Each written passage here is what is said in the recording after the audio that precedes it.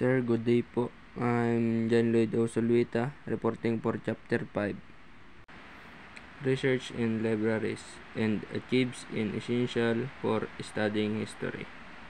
Sinasabi po dito na ang research libraries at achieves ay susi sa mga pag-aaral ng kasaysayan at ang mga lugar ay may mahalagang talaan at mga dokumento na tumutulong upang malaman ang mga tungkol sa nakaraan at sa pamamagitan ng masusing pag-aaral.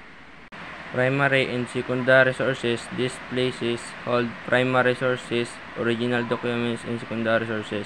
Interpretation of primary sources. Sinasabi na po ang primary at secondary sources ay isang pangunahing pinagkukunan ng mga original na dokumento at mula sa panahong pinag-aaralan, at ang pangalawang pinagkukunan ng mga interpretasyon at pagsusuri ng mga pangunahing pinaggagalingan at mga pinagmulan ng primary sources. At ang halimbawa ng primary sources ay mga sulat na diary at tala-arawan, nagbibigay ng mga personal na pananaw at karanasan. At ang halimbawa naman po ng secondary sources ay mga libro, artikulo at sanaysay na nagbibigay ng mga pagsusuri, pagpapaliwanag at mga argumento batay sa primary sources.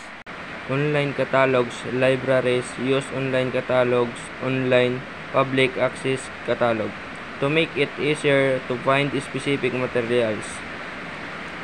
Ang online catalogs ay pambansang aklatan ng Pilipinas ay matatagpuan sa Ermita, Maynila. Ermita, Maynila ay isang diretso sa gitnang Maynila sa Pilipinas. Ito ay isang mahalagang sentro ng pananalapi, edukasyon, kultura at komersyo. Ang Ermita ay nagsisilbing sentro ng sibil ng Maynila na may upuan ng pamahalaan ng lungsod at isang malaking bahagi ng mga lugar ng trabaho, negosyo, mga aktibidad at libangan. Filipiniana Section. The library has rich collection of materials.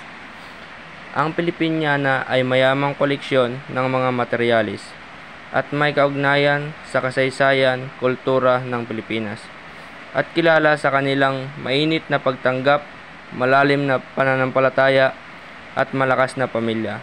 Ang kanilang kultura ay isang magandang timpla ng mga tradisyon mula sa mga katutubong Pilipino, mga impluwensya ng Espanyol at mga Amerikanong kaugalian. At ito ay isang karaniwang tawag sa mga babaeng Pilipino. At isa sa mga tradisyon ay ang mano, na kung saan ay ang mga bata ay yumuyuko at tinahawakan ang kamay ng matatanda bilang isang tanda ng paggalang. Notable collection. The library holds a Rizal collection, Blair and Robertson, the Philippine Island Rate Book, and Philippine President Papers. Ang mga koleksyong ito ay nagpapakita at nag-aalok ng mga mahalagang pananaw sa kasaysayan at panitikan ng Pilipinas. At naglalaman ito ng mga aklat, periodical, mga digital na materialis, mga audiovisual na materialis, mga special na koleksyon, mga pinagkukunan ng impormasyon, mga puwang para sa pag-aaral, at mga serbisyo. Ang mga library ay mahalagang bahagi ng komunidad na nagbibigay ng akses sa impormasyon at mga mapagkukunan para sa lahat.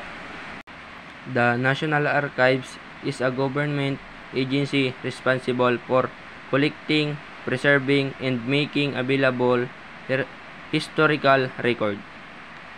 Ito pong National Archives ay pinapanatili ng pambansang archive ang mga mahalagang pananaw sa kasaysayan at panitikan ng Pilipinas.